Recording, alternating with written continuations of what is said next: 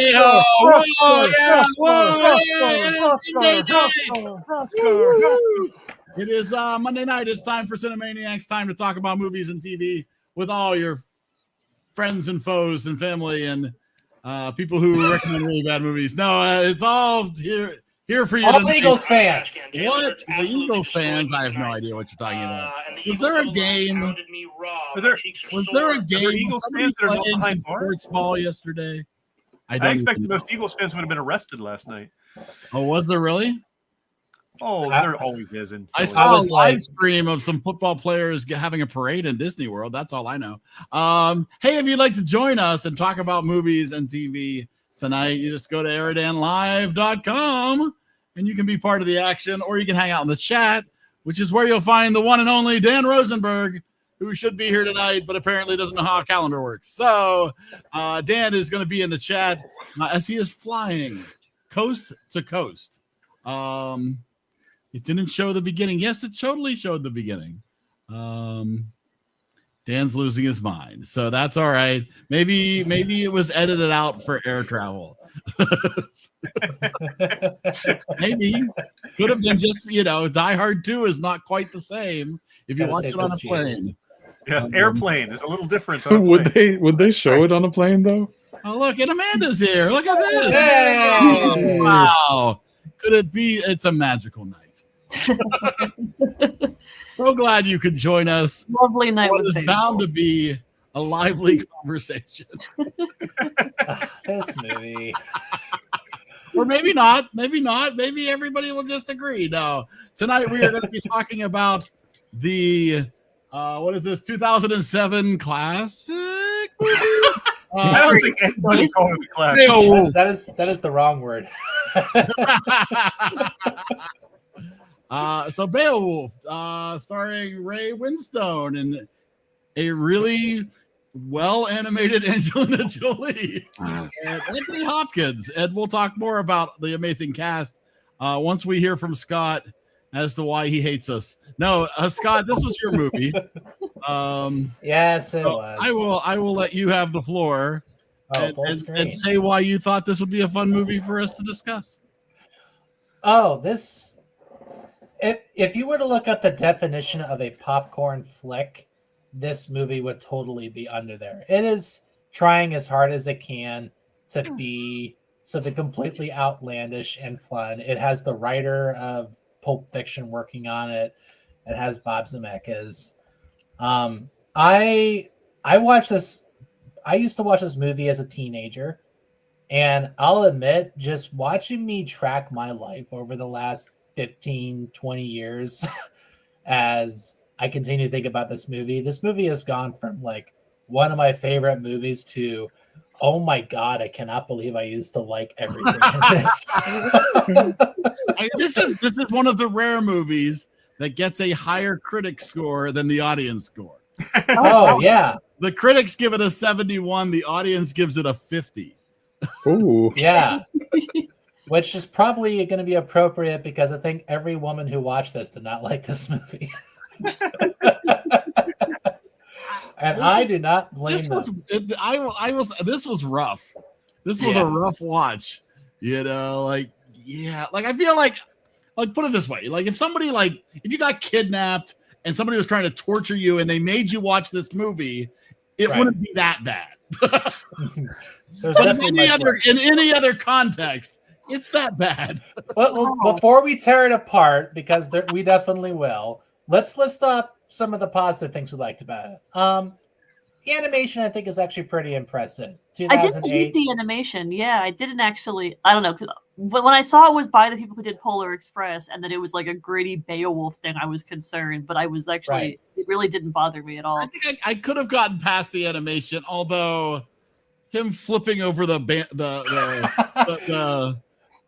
yeah, I totally get it. I mean, there were parts that were not great. The animation made me. It felt like I was playing a game of Quake. Mm-hmm. Yes. Well, isn't I don't know. I think really what it is that it's how we were talking about Fantastic Mr. Fox, how they had like different puppets for each size depending on what angle, what shot it was. It was pretty much the same way. Like when they were doing close-ups, they put so much detail into the face that for a second, it actually almost looked pretty real or pretty good. But then you get to like these medium or long shots. I don't know. I felt like I was watching the movie and I got used to the quality of the faces of Robin Wright and everybody else. And then Angelina Jolie comes up and it's like, oh, here's where the budget went. Yes. Yeah, that did feel jarring. Yeah, You mean like the built-in high heels? Yes. Oh my god. Yeah, we really wanted to spend. We really wanted to spend some time animating. So let's put a pin in that. The animation, there's actually some really cool stuff in there. If you know anything about how they used to make movies back then and make those super high detailed stuff, you can kind of see where things started going like this every once in a while when the foreground was starting to merge with the background. But I don't know if I'd say really cool. I was willing to overlook technical glitches like that. Those didn't bother me. It was the unrealistic physics of so much of it. The physics did bother me a bit. It was like watching a superhero movie where all of the money was spent on the stars and they didn't have enough money left for good CGI. Oh. So when Daredevil is jumping off the balcony, he looks like a rag doll. So the Eternals is what you're saying. It is really funny to me how everybody in this they haven't figured out how to stretch faces yet. So everybody's emotions kind of feels like they all got Botox injections before they came on set. Robin Wright. She just has that confused look on her face for the entire. I don't know. My wife was like, she had to wait till the credits. She's like, I thought that was Robin Wright. She goes, why didn't they spend any time trying to make it look like Robin Wright? Whereas Angelina Jolie was Angelina Jolie. Yes, she was. Absolutely. $75 million probably went to Angelina Jolie. Then $25 million to make the rest of the movie. What was the budget of this? $150 million in 2007. No, what was that? The Austin Powers like strategic blocking. Yes. Yeah, that was. Yeah. Like why? Like I get. It didn't fit the tone of the movie. No, it did not. It felt way out of place to be like, oops, here happens to be a sword sticking up in the middle of the floor. Oh, but didn't you love it, guys, when the smoke clears and he just stands there with the heroic music and then he goes. Yeah. And I've never seen so much animated cleavage in my life either. Oh my god. Yeah, this was a bunch of lonely animators. A bunch of lonely animators who loved heavy metal. They're like, wait, I could do this in 3D now? Oh, this is great. It's a maddening movie, though, because there are movies that are just plain garbage. You know, Who's That Girl is unredeemable. Yeah. This movie had enough good parts that you just find yourself going, oh, but why'd they throw the rest of it away? Right. There's just enough good there to make you frustrated that it wasn't better. This 100%. Actually pretty good. Yeah, I liked the way they set up like the cyclic nature of the plot and kind of revealing where Grendel came from before, and then the king dying, like jumping off the cliff, was like legit surprising, and like it could have been really cool. I thought they had some good ideas. Absolutely. They framed it in a very strange way. I felt some of the dialogue felt just on a video game level at points, right? Like I felt like you have these great actors and they're trying to make these lines work, and it's like the writing on this doesn't feel quite right either. Well, guess who wrote this, guys, if you really want to lean into why this movie sucks? Neil Gaiman. Yeah, I saw that. Yeah. But I love Stardust. I do enjoy Stardust. That's not a bad movie. Yeah. We watched it. Just a lot of people don't like Neil Gaiman now for obvious reasons. I love Stardust. I haven't seen any of his other stuff. It's also the guy who shadows Tarantino. He helped write Pulp Fiction, which explains a lot of the specific details that happen in the screenplay. But no, I completely agree. Like, I feel like this Good Omens is great. I love Good Omens. Yeah. This movie was cashing in on a style of fantasy that was starting to become popular with Lord of the Rings. And the problem was that it made the it made the choice of making this about the animation and not about actually putting a lot of weight and effort into the characters. Yeah. Like if they actually had taken the time between having the dick hiding scene into actually like developing some of these relationships a bit more, like Wheatloaf, his best friend, he's like crying at the end of the movie. I'm like, you guys hardly did anything together. You rode a boat. Maybe, you watched him fight. Maybe that's the prequel. He was my wheat love. The That's Phantom why.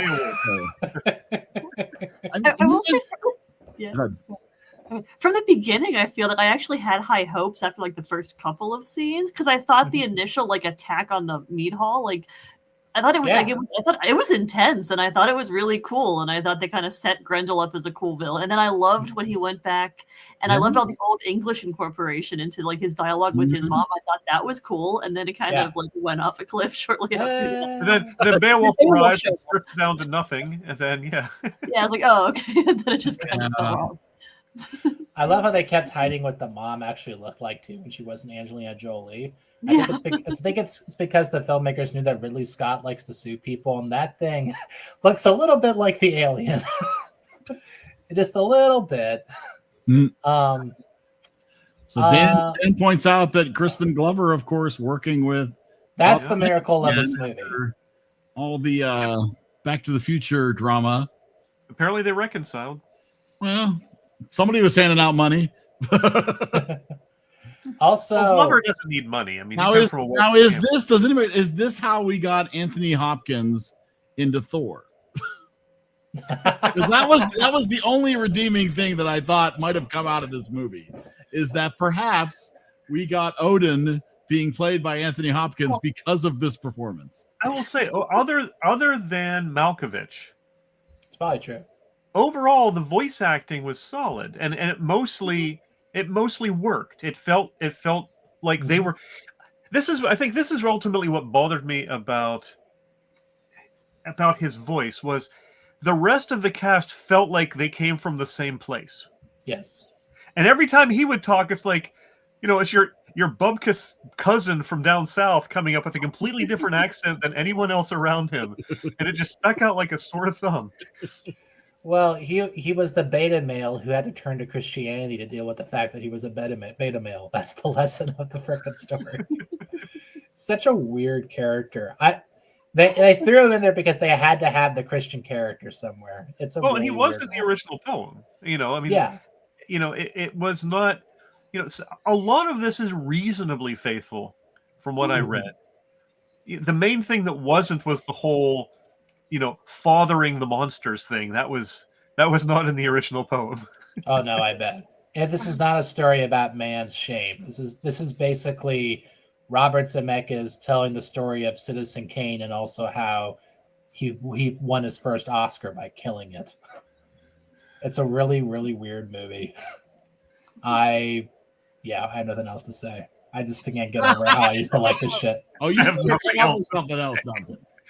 I mean, this obviously, one of the most obvious things about this is the massive level of uncanny valley going on, because there's times that it just creeps you out. Oh yeah. And they made a very conscious decision, for example, in Toy Story, other than Sid, to really not show people because they knew they couldn't do it effectively yet.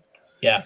And I'm fine with trying to push the envelope. If you never push the envelope, you never advance. But it wasn't quite ready yet. Well, and it's done with such confidence. Yes, it's worse, right? They weren't careful with it. They didn't hold back anything to be like, let's only do what we know we can do well. They were like, we're all in. Bring out Idina Menzel. We're ready to go. Oh, the song. Oh man. Oh my god. So that's a mid-2000s thing. It's probably more of just like a dying 90s blames thing. Zemeckis and Bob Gale, maybe, for the back. I think that's I don't know. I haven't talked to either one of them recently, so I don't really know. But yeah. Yeah. So Scott, how long had it been since you last saw this movie before this past week? Ooh, probably 2020, because there was nothing to do. I had just finished Berserk again, so I was kind of on like a fantasy binge, and I was like, oh, I'll check out Beowulf. And yeah, if you've read or watched Berserk, you're like, oh my gosh, this is nothing. The fantasy What the being heck this is would this be a good movie. Well, the thing yeah. too is the closing credits song makes no sense. No. The song's name is "A Hero Comes Home." Yeah. Beowulf was not coming home. He Yeah. traveled from his home to Hrothgar's place to defeat the monster. Yeah. Why is this feels like a song they kind of just had the rights to? They're like, oh, we'll use it here. Well, no, that's one of the songs that Robert Wright sings in the movie about a hero. So it's a reprise. I guess, Yes. but it's just It's like it's like in Sgt. Pepper's Lonely Hearts Club Band where they bring back the theme again. well, it strikes you as a song they threw in because they thought they may have a hit on their hands. Yeah, we're trying to win the Oscar here. Let's throw it in. No, that song belongs in the ending credits for the new Odyssey movie that Christopher Nolan's making. Like that would make sense because he actually is a hero coming home. But I agree, it does not fit. It should have been something about blood and guts. He will come back in the Crimson Tide, dead or alive. Even though we know the bridge was burned, he will return. Okay, but I will say, We'll come back. It's fine. I still think the singing in this movie was better than the singing in Emilia Perez. Which I have not seen. There was nothing wrong with the singing. Yeah, It's what they were singing that was bad. I was talking about all the drunk people, but yeah, that's it. They didn't put that on the soundtrack, surprisingly enough. Did you buy the soundtrack? I did not. Oh, What, you've never had that song requested? I already owned it. No, I'm kidding. I didn't. of course. Yeah. Eric, play the drunk song. You're gonna get that requested. You're gonna get that requested at a wedding one of these days. Someone's gonna walk up to you and play. Hey, hero comes home. Beowulf. Play Hrothgar. Oh, man. I, Hrothgar, do take you.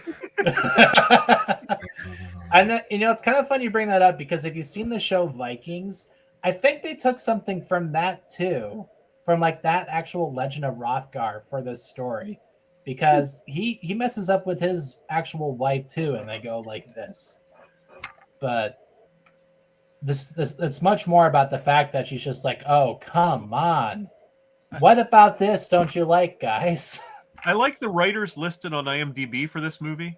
Uh-huh. The writers listed are Neil Gaiman, Roger Avary, and Anonymous. Because Wow. someone they don't know who wrote Beowulf. That's funny. Pretty much. Yep. That's cute. Now, Adam said he only has watched this once before when the DVD came out. Does he own the DVD? Oh. Does it have a lot of special features? So I'm curious about. Yeah. Yeah. There's no question that some of the scenes looked very video game like. Yeah. Yeah. I'm sorry, guys. I'm so sorry.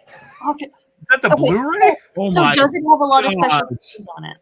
Does it have any special features at all? Yeah. Did you watch the director's commentary? It has a special feature here that says this Blu-ray disc is manufactured to the highest quality available. It's a It should different movie. Manufactured to the highest quality this movie deserves. Well, it does have special features. It has A Hero's Journey, the making of Beowulf. Oh. Beasts of Burden, designing the creatures of Beowulf in HD. Creating the ultimate Beowulf in HD. The Art of Beowulf in HD. A conversation with Robert Zemeckis about Beowulf in HD. Ooh, and then they have deleted scenes in HD. Ooh. Well, that's intriguing. Yes, fully animated, sure. I'm actually curious. Shockingly enough, there does not seem to be a music video for A Hero Comes Home. Huh. Well, what's the point then? Also, I love how they go out of their way to mention that Robert Zemeckis was nominated for Forrest Gump on the back of this. I'm like, yeah, because those are very similar Good movies. stuff. Yeah. There's a lot of overlap. Guys, it's okay. He hasn't made Christmas Carol yet. Oh my god. I actually did meet him at school, so he's a good guy. Anthony Hopkins does say Odin be praised at one point. Yes, he does. right? And I do think that this might have had something, you know. Anybody else see all the bodies hanging after he woke up and be like, Hannibal? They mentioned Ragnarok, right? They're Instead of mead, they'll bring him a nice Chianti. Dan wants to know if you own every Zemeckis film on Blu-ray. You know, I did not have Back to the Future, but I watched that so many times as growing up as a kid that the DVD broke. It's all in here, Eric. What? He hasn't memorized. It's all in here. You do not own a physical copy of Back to the Future. I do. It's called my brain. But don't worry, he owns Beowulf, so it's fine. Yes. Between the No. two, you want to own Oh, look, guys. This I came got with all 3 Back to the Future movies. I missed this. Let me. I'm just guessing that Beowulf would probably be at the Dollar Tree on Blu-ray. I somehow I wouldn't doubt it. I somehow doubt that he has the 2022 version of Pinocchio on Blu-ray. Oh, my God. I forgot about that. Oh, why? Oh. He has to go out right now and get that. Okay, I'll keep looking at Angelina Jolie. This will make me feel better. Wait, is she going back down? Are you playing this in reverse? Nope. No, she's just hovering. I think you're gonna have to cut away before There we keep- go. We're good. That's enough. She apparently did have a body double for some of the scenes. We don't want to get demonetized. You crazy. You crazy. You crazy. Well, thank you for putting up with my mess, guys. I appreciate it. Hey, you know what? It was interesting. I don't. Brings you joy. We've watched far worse movies than this. I Yeah, don't regret watching it. Like it wasn't a miserable time. Yeah, I no, didn't me hate neither. It was frustrating, but I didn't hate it. Yeah, it's like That's the movie poster right there. I think that's Brad Pitt's review of Angelina Jolie. Oh, wow! And you called him Brad's Pitt, which I think is even better. That's what he calls his man cave. Wow! Oh man, That was a It's- succession of many jokes all at once. They were great. I did watch. Oh. Speaking of Zemeckis, though, about 6 or so months ago, I had not watched this movie in decades. I did rewatch *Romancing the Stone*. Oh, I've been wanting to watch that one again. That is a fun movie. Do you think it held up? It held up reasonably well. Yeah. So Dan says that it made the first part of his flight seem very long. You're welcome, Dan. All you I could bet it ask. was super awkward to watch that on the plane with some kids sitting next to you. Yeah, that's a good point. Perfect plane movie. Wow. Mommy, why did they paint her gold? Wow. Oh. Why is that sword placed right there in the middle of the seat? I don't understand. Is he a eunuch? Why can't I see anything? Why is there this specifically placed shadow like Jessica Rabbit and Who Framed Roger Rabbit? So, in production, if you look at Zemeckis' upcoming movies, in production he has The King, about King Kamehameha of Hawaii, starring Dwayne Johnson. Oh my god. So Well, we we'll know see. what theme song they're using for the credits. Dun, dun, dun, dun, dun, dun, dun, dun, dun, dun. Wow. Oh man. Poor Bob. Yeah, it wasn't boring. Because Scott. I think I he's give you fine. that. It was not a boring movie. Thank you. At least it was shockingly entertaining. Well, are we ready? Does somebody have anybody other comments or thoughts you'd like to share? Or are we ready for a thumbs up, thumbs down round? I mean, if you guys want to see a great Viking movie, maybe Adam can back me up on this. I would still highly recommend Robert Eggers' The Northman. That is a much better Viking legend, as in Hamlet, but with Vikings. And it's really I'm trying to remember I've seen that one. It's really well shot, really beautifully told. It's incredibly visual. They hit the right tone for the kind of dialogue that this movie also has. You're saying it's the kind of movie that you would recommend for a show like this? No, I'm kidding. Well, now that you mention it, What a smooth segue. I'm kidding. All right, let's hear it. Thumbs up, thumbs down. Where are we at? I got it. I'm going down. I'm going down. But I'm going to go slightly down. Slightly Yeah, down. me too. It's not a Scott's strong moving his own movie down. That's Yeah. amazing. All right, we got am more a down forgiving. from Dan too. So far, we just need to hear from Adam. I'm I more will- forgiving of a movie that aims high and falls short than a movie like Who's That Girl that doesn't even try. Oh, no, definitely. I definitely, yeah. That's more than fair. Yeah, I will Yes. say, I would recommend. I definitely don't recommend watching this movie, but I did enjoy reading the Wikipedia page, like information section about this movie, because it was really interesting to read about why they like made the changes that they made from the original Beowulf. Because there's Oh. like, I don't know if anyone else read this, but it was really because the original Beowulf, there was this that it was kind of recorded by Christians, and there was a thought that with it being originally a pagan story, that things were changed or sanitized for the version that we have as recorded history. And there were a lot of like weird plot things in Beowulf that they thought that would suggest this interpretation, like the fact that why does whenever Grendel show up, why does he never attack Hrothgar? Like that's weird in the original play. Well, if he's his dad, that would explain it. And they describe like Grendel's mom as a sea witch or something, or sea demon, and they describe Grendel as half human, but nothing is mentioned about who his dad is. So there's all these kind of like plot hooks that do suggest this sort of interpretation, which I thought was like a really interesting kind of like so they kind of treated him as an unreliable narrator for the part where he tells lots Grendel's of mother's in it. history.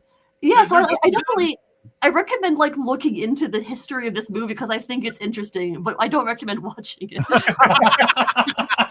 This is a movie to read about, not to watch. Yeah, exactly. You got a thumbs up from Adam. hey, A thumbs up from Adam. So I found the pulse. you did not end up with the movie at a complete zero. Why do I feel like we're on a teeter-totter? And all of us are sitting on one side and Adam's sitting on the other. Because last week he was the only thumbs down on both movies. There are no words. What, is that B. Arthur? Is that B-Watch? Wow. What's B-Watch? No, I think he's saying Baywatch. I think the joke is it's Baywatch. But by the way, guys, if you want anyone to blame for me picking this movie, it was Eric who asked me if I wanted to pick something with Scott Baio. Oh. And I let my brain go, and I picked it. So you're saying if Scott Baio had starred in Teen Wolf instead of Michael J. Fox, they could have called it Beowulf. I'm saying that if Scott Baio's last name was instead Scott Northman, we would have been watching The Northman. Sounds like you have a lip. Yes, I do. It's Patrick Mahomes' lip. All right. Well, Thank you for watching. We'll pick who gets to pick next week's movie. We can certainly go do that now. It's not going to be me. It's not going to be. You Happily. go stand in the corner. It'll be one of these fine people. Nobody puts Grendel in a corner. Is there anybody who doesn't want to be included? Take me off just because I did a double feature last week. Oh wow. Okay. Well, am I eligible or not? I don't see my name on there. No, we are no longer tracking. Okay, I see Why Adam's is on there Adam on there twice. twice? No tracking month to month. Basically, you just can't get 2 weeks in a row. Is Why there a is Adam reason on there Adam's twice? on there twice. Adam is definitely on there twice. I don't know how Adam added on there twice. Put Amanda on there. And that's why I made a mistake. Yes, I there get we those go. two mixed up all the time. Yeah, can't- we're basically the same person. I You would can't imagine. use the letters Amanda to put Adam. You can't There's a spell lot of Amanda behind without the Adam. scenes stuff happening over here. It's not Oh, a good. perfectly flawed system. All right, let's shuffle and let's spin. Yeah, Nice sound effect. that's all I got. Hey. Oh, look at that! You see, I call hacks. aren't you glad? Aren't you glad that you got put on there in the last second? You conspired with Scott to pick cats, so now you can pick Dogman. Is that out? Wow. Yes, it is out. Oh, is it? Oh, did we it get got good the reviews? thumbs down on Scott's movie. You didn't even tell me that you watched it. Wow, Scott, you're down to a 14.2. I've been given lower ratings. Hey, let's leave your love life out of it. Oh, wow. Okay. So That was what I was talking about. It's a little rough. All right, so Amanda's got some time while she figures out. You can take some time. You can take a minute or two. Think about your options, and we'll talk about recommendations. All right. That's What would be a good follow up for Beowulf? Yeah, that's the best. What would follow? anything? No. All right. Yeah. Does anybody have any recommendations, things that they've watched this week or enjoyed this week that they'd like to share? You guys should check out the replay of Super Bowl 59. Such drama. I mean, it was like watching King Lear, but with the Kansas City It was a Chiefs. nail biter. Oof. Yeah. That was really intense. Mm-hmm. We had great snacks though. We did, yeah. It was chill. I enjoyed it. It was a fun time. And the best part was all the chief player centered or chief coach centered commercials that happened right after the game ended. I did not watch the Super Bowl. I went into Target. I didn't either. First thing I saw when I walked into Target was a big shelf full of like party platters with football themes and everything marked clearance 50% off. Oh man, that's hard. That's harsh. Yeah, I did not. You know, I did. Eventually, I'm going to go online and try to find the halftime show somewhere online. It did have one impact though, because it inspired Amanda to take us down the rabbit hole of giving us more detailed background of the whole Drake-Kendrick Lamar beef. Oh, very nice. I was trying to give context for the fake outs about whether he was going to perform, not like us. And then during the halftime show, he kept kind of teasing it, and so I put all these. I gave the rundown and put on a YouTube video to explain it. Awesome. The whole timeline and which songs, this song dropped, and then 2 hours later, this dropped, and wow. And then I did enjoy the annual tradition of everybody on my Facebook feed complaining about the halftime show. So, I thought it was an above-average halftime show. Now, I thought it was above average. Actually, yeah. I didn't think it was like, one for the ages. It wasn't Prince, but it was solid. Yeah, I've heard, but yeah, there's always people on my Facebook, no matter who, but same thing after J-Lo, same thing after Bruno Mars, same thing after every year. Is it the same people every time, or does it differ depending on who's performing? It seems to differ a little bit, but it is some of the same people all the time. Okay. It was less this year because I basically started blocking anybody who talks political on Facebook, so I didn't see as much this year. Smart. Because there's a crossover between people who want to talk politics and the people who don't like the halftime. Well, but is it like talking politics or complaining about politics? It's mostly complaining about politics. I totally am for that. I did block somebody today for making an anti-Taylor Swift comment. There you go. I apologize and get over what it. they say. I don't need that. I don't need that negativity in my feed.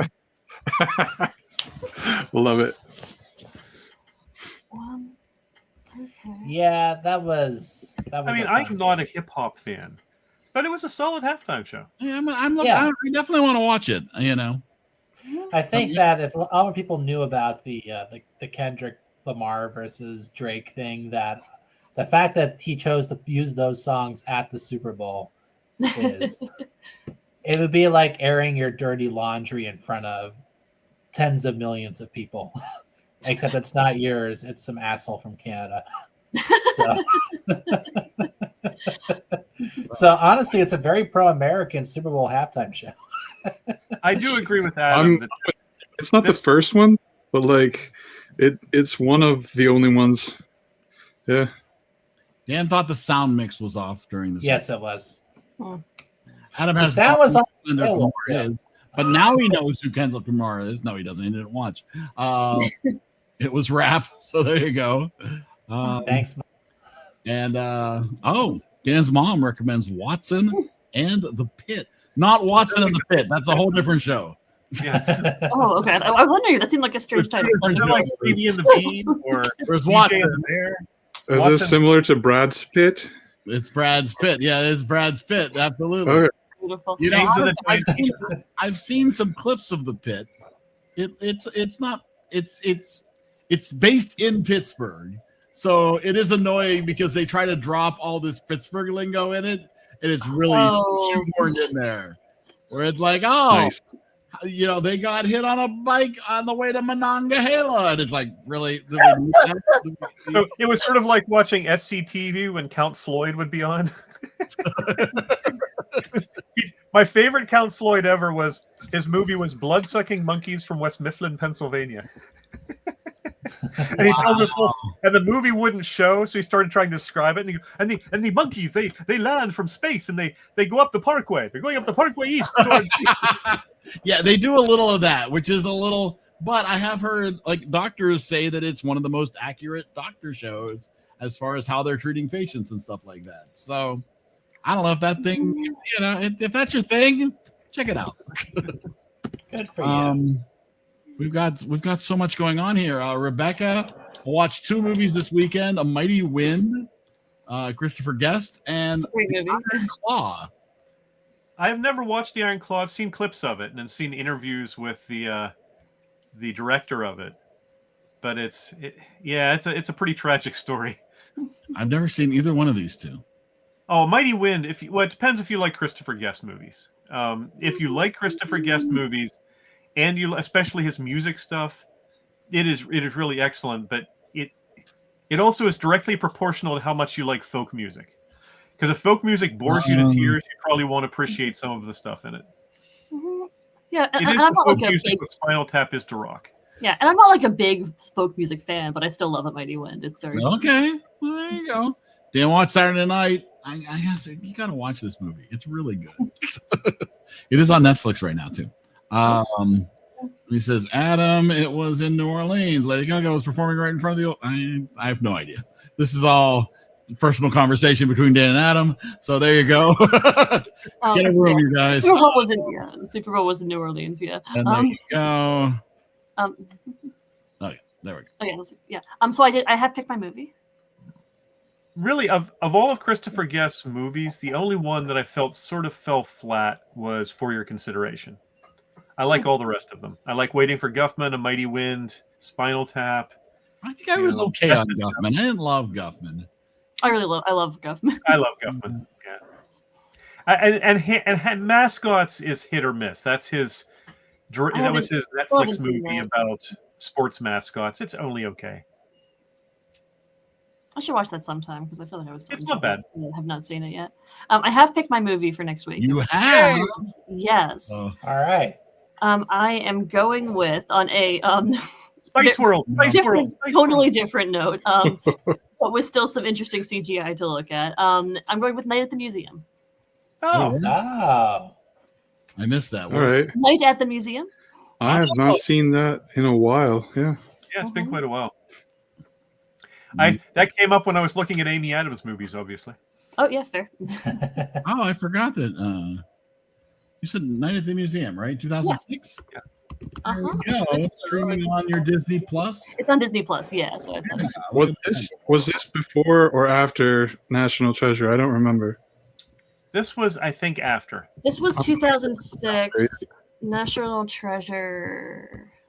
Googling that on its own is that was 2004, so it's a two year difference. Yeah. So this was 2 years after. You know, I'm so glad we're watching a lot of movies with Frances McDormand.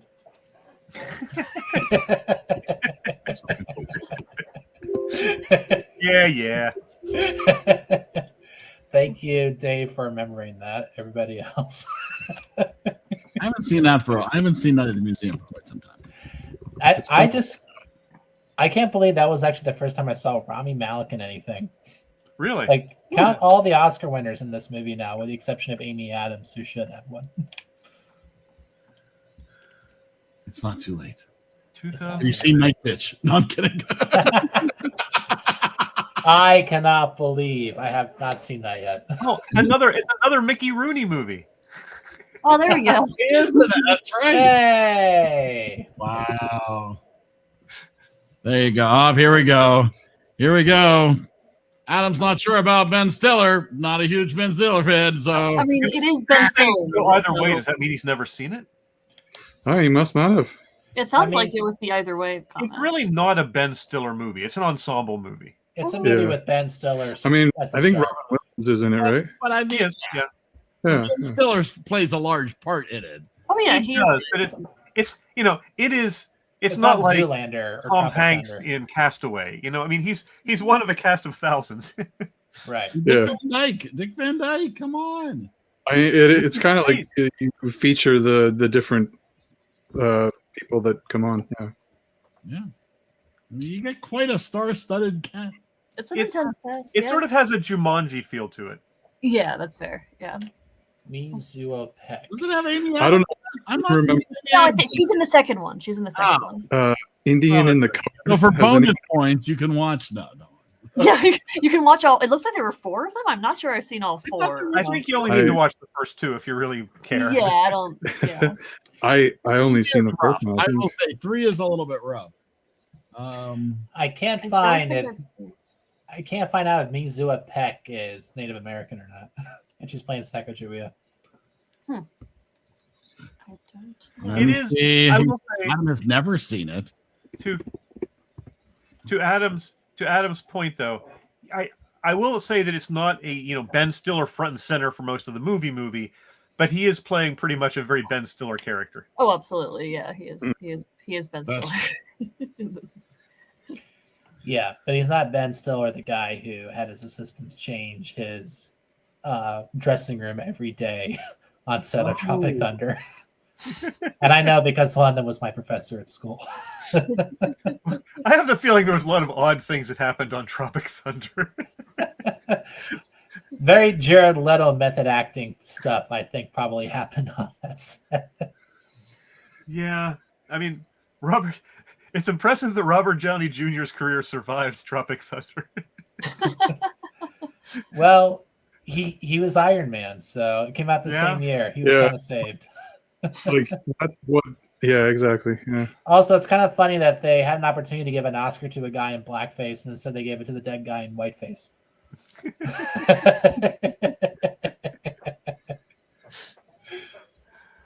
Wow. Well, Did we watch Interestingly Tropic enough, Thunder? there is a I think we did. it's an animated movie that came out last year, and it's what the? there you go. Actually, no, apparently in 2022. But yes, it's Oh, an what? animated movie. Whoa. Really killed it on. There we go. No, they have an animated dead Robin Williams. Huh? Sponsored by Apricorn. At least they didn't bring Will Smith in to be. Did we mention this is sponsored by Apricorn? And apparently, we've got lots of ads in order if we want to see a little. Well, But 'cause two it's of so the same ad. That means they don't have many sponsors. No, There Will you Smith go. is a mime who slaps people. It loses a lot of its charm not being real action, though. yeah, the live action is very good for the Yeah. for the whole coming to life thing. It's kind of a large part of the It doesn't look like anything like Beowulf. I'm just sad. I'm disappointed. No. It's okay. They You should can have always animated watch it in the style Where's of Beowulf. Angelina Jolie? maybe for the Look fourth or fifth. That's like a anime in the style of Gravity Falls. Now the critics give Night at the Museum a 42. Yes, it's not, and then it was audience was like 67 or something. 67, It was a pretty right? good gap. Yeah. Yeah. I mean, it is not a classic, but it's a fun movie. Well, maybe, Yeah. maybe it is a classic. Who knows? You ever want to see an Easter Island statue covered in bubblegum? Then this would be for you. Yeah, it's a niche one, but if that's what you need in your life, So, speaking of Ben Stiller, Severance still continues to be awesome. I have not yet watched any of season 2. I'm Four- saving it all. 4 episodes out now. Yep. Damn. Still very. I refuse to watch it till it's. Maybe I'll start watching when there's 2 episodes that haven't aired yet because it'll take me a while to catch up. Right. No, I understand. I understand waiting. I do. I couldn't, so I didn't. But I will say, and I did not watch Lost, but I did see somebody talk about the fact that they were getting concerned that maybe they don't have a plan with all this mystical stuff that they're building up in Severance, where it's like they're like, I'm getting concerned that this isn't ever going to resolve itself, and we're never going to find answers to what all of this stuff means. But it's still excellent. It's just a great watch. So They planned that from the beginning of Lost, though. It was in their Bible. Like, it's a thing. Doesn't mean it's not bad. Oh, no, it's horrible. It's terrible. But I just want you to know, like, they planned from the beginning to do that. So they had years to back out, and they intentionally chose not to. Isn't that a series that I always hold up, because I never really watched Lost. Heroes was the series that I hold up as one of those shows that had an amazingly promising first season. Oh, yeah. Completely squandered. I know it. Kind of like Beowulf. It's so repetitive. It was really weird. You know? Like, at least the first season. The second season, I realized there was the writer's strike. They were having some issues with that, but they still just made a complete mess of it. Yeah. And they just they kept introducing They were introducing a new character every week until you could not keep track of the cast. It was just insane. So that's who Marvel got the idea from. Yes, there you go. Yeah.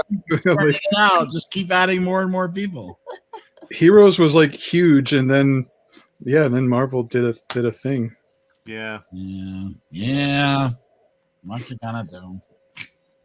Well, you make Superman Returns is what you do.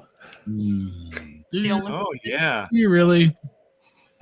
I don't know. Poor Brandon Ruth is actually a great actor, and I'm really sad that he didn't get a lot of movies after that one. Let's see. Adam was lost on Lost. Lost was lost on Adam.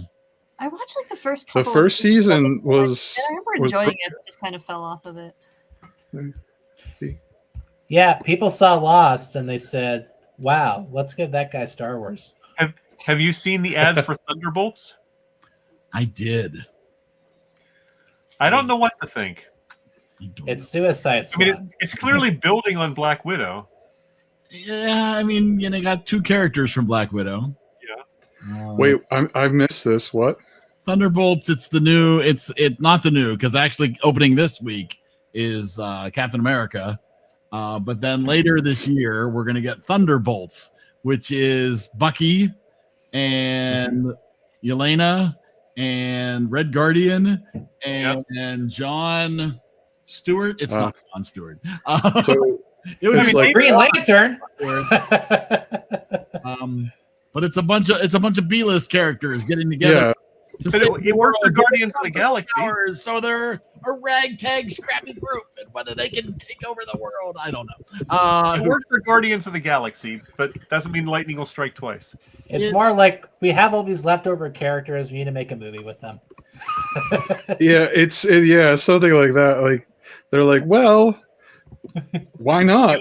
It'll be better than Eternals. I hate it when they put jokes in the trailer that might have been funny in the theater, but actually just play off as hammy in the and they might have played well in the movie, but they play off as really hammy in the trailer. You know, I agree with Adam's latest comments based on what little I've seen of both.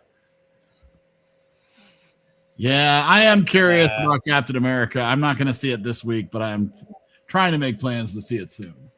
But Thunderbolts Captain America has the problem of trying to live up with what came before. Yeah. And Thunderbolts doesn't really have that. Captain America has the problem of having a 10-episode series written before a 2-hour movie and having absolutely nothing to build on from that. It's like you went through his character. We're already tired of him. If they had actually just waited until this to actually make him this his debut. That's for sure. Yeah. It's really sad because they had a new TV channel to promote. They had a pandemic. New streaming services to try to get you to be addicted to. I feel like they had to have a 10-episode series where they had to explain why Falcon became Captain America and not Bucky, because everyone wanted Bucky to be the next Captain America and have a redemption story. but they made a very specific choice. You couldn't have Bucky because Bucky was going to be Trump What? in The Apprentice. Nice. Oh, Yeah, God! but in the damn it. Thunderbolts trailer, you get to see Bucky take his arm out of a dishwasher. Isn't that hilarious? Oh, I I do have an old show I will recommend from 2004. It's a show that we watched years ago The that I had Office. not seen for probably over 10 years. And I decided to pull out the DVD set, and we're about 4 episodes into rewatching a mostly obscure, fun show. I've heard of this. It's really good. I remember. I haven't watched it in a while either, but I remember really enjoying it. It is, not to give anything away of significance, because you find this out early in episode 1, but it is a young girl who's sort of just a drifter in life, doesn't know what to do with her future, sort of views herself as a loser, who all of a sudden inanimate objects start talking to her. Oh no! Oh, It's by the same guy who created Pushing Up Daisies, and it's just a very, very odd. It only lasted 1 season, as is typical for a good Fox series. You know, that's what they do. They pick up good properties and kill them after a season because they give them no time to grow. It isn't streaming anywhere. It's only available on out of print DVD. it's available at Dave's house apparently. So stop. This is an extra copy I will happily give to Eric the next time I see him. Am I crazy? But I sent this picture over in the chat. But this promotional picture, it looks like the Wonder Falls logo is the same as the Gravity Falls logo. In that image, you are correct. That does look remarkably like almost too much. Yeah, Like somebody did something. That can't be. that's totally it. That's not. It's sort of, well, isn't that this? I think it's also a case of that's a common touristy postcard motif. Mhm. You know, it's sort of like Bruce Springsteen's Greetings from Asbury Park, New Jersey. You know, that's a common stylistic graphic design for old, for like 50s and 60s postcards. That's true. It does also kind of looks like they're about to be crushed by Niagara Falls, which is kind of funny. Yeah, that happens. It's a danger. Spoilers. No.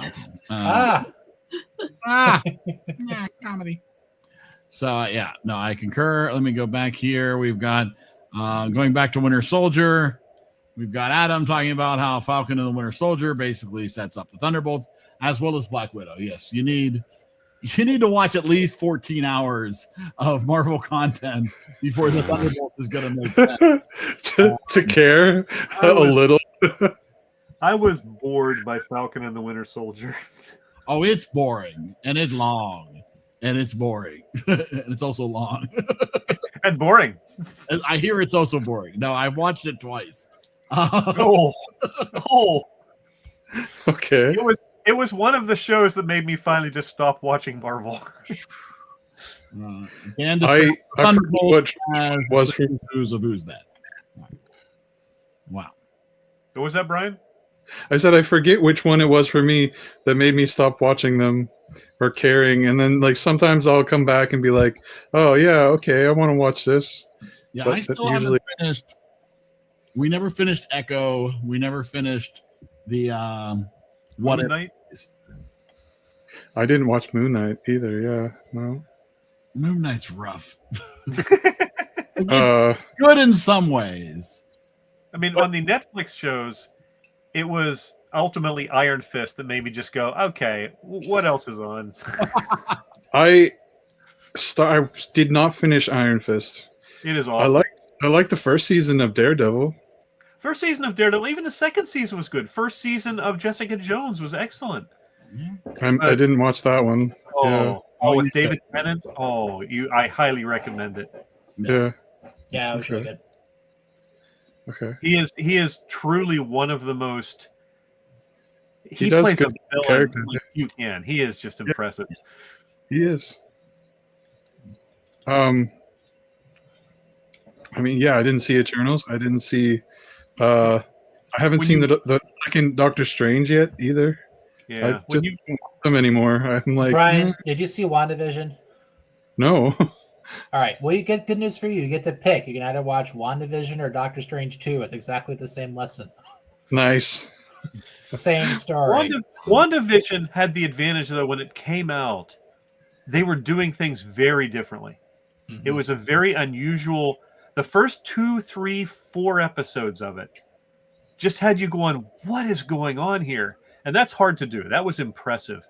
They somewhat squandered it by the end, but it was an impressive opening.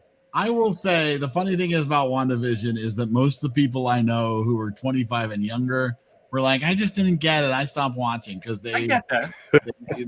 they just didn't get it. And so they're like, I don't understand what's going on with that. I didn't like it. Anybody who was 30 plus got all the references and enjoyed all the references. Anybody who went to film school. Adam is still in the comments talking about Falcon and the Winter Soldier. So okay, Adam. He's got a feeling it's going to be a lot like the TV show. These two Marvel movies underperformed. They've got a big problem on their hand already. They already know they're in trouble, right? Like they're obviously. So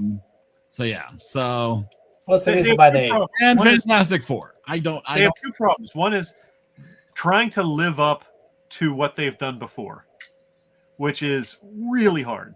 Yeah. You can't keep topping yourself forever. And they've obviously jumped the shark. And so they're trying to sort of regain. Oh yeah. I think that they made a misstep with the volume of TV shows they came out with. And then the pandemic hit and they had to cut corners on the TV shows. Series that were supposed to have more episodes, they slammed them together into having less episodes. And of all of the Disney Plus era Marvel TV shows, and I haven't watched all of them, the only one I really enjoyed was Loki season 1.